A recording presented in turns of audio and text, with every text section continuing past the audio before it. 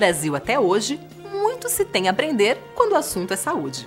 Agora, neste segundo capítulo, vamos conhecer um panorama geral destes 512 anos do país. Em 1500, as formas de tratar a saúde e a doença no Brasil eram diversas, mas em comum eram as formas de tratar a saúde e doença que os índios tinham como seu cotidiano.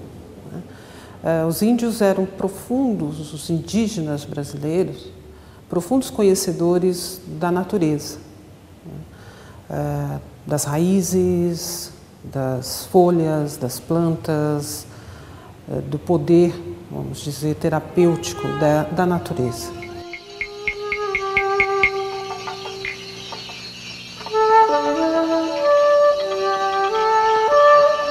Podemos ainda hoje, no século XXI, dizer que muito dos conhecimentos que nossas populações do interior, do norte, do nordeste, conhecimento que se tem das raízes das plantas, muito temos ainda dessa herança dos índios brasileiros.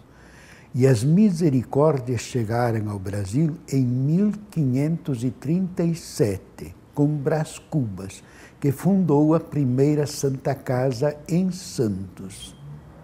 A segunda Santa Casa foi criada no Espírito Santo, em 1541.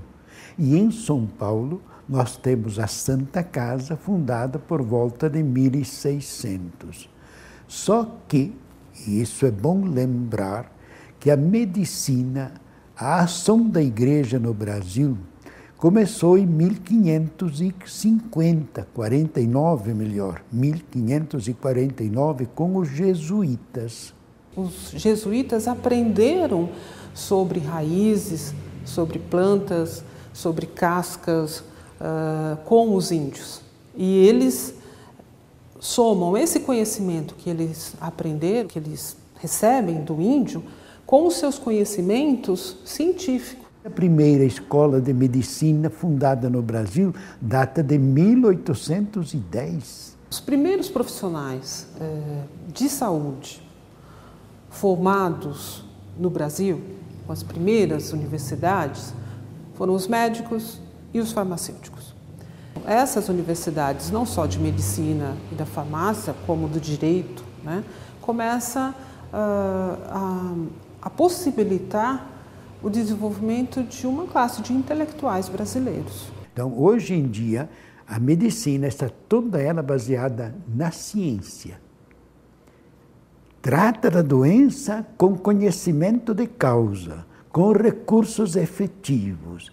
Aí é que quando a gente fala qual é o papel da igreja no mundo da saúde, foi mais um papel assistencial, foi mais um papel humanizante. A igreja é perita em humanidade e não perita em ciência. Eu acho que essa é uma afirmação basilar para nós entendermos todo o investimento que ela vai fazer em termos de cuidar das pessoas ou populações mais pobres e vulneráveis ao longo da história.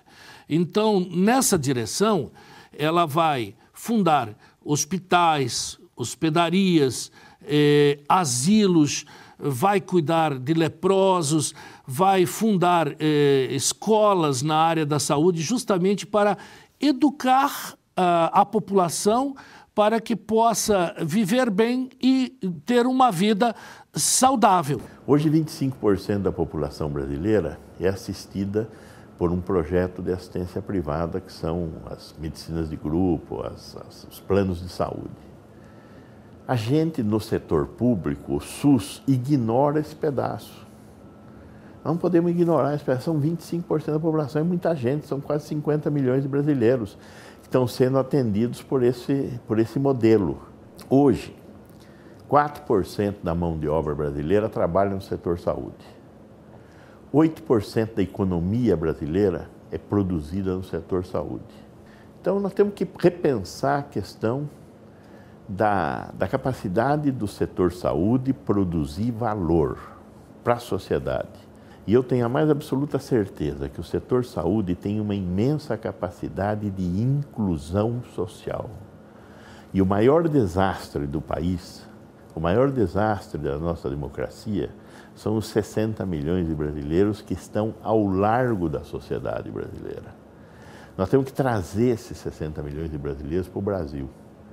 E isso é um trabalho que tem que ser feito com inclusão. É fundamental que a saúde dê a sua contribuição para fazer a inclusão social. Então, acho que esse é um pouco um resumo do que eu penso com relação a essa questão de onde estamos. O número de médicos que o Brasil dispõe hoje deve se situar, resumidamente, em um médico para cada 600 habitantes.